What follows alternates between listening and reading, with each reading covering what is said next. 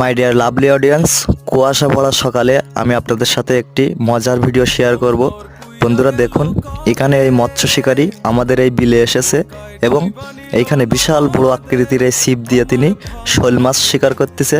So বন্ধুরা, ভিডিওটি আপনাদেরকে শেয়ার করলাম। আর বন্ধুরা, আপনারা এত বড় ছিপ আগে কখনো কি দেখেছেন? অবশ্যই আমার কমেন্টে জানাবেন।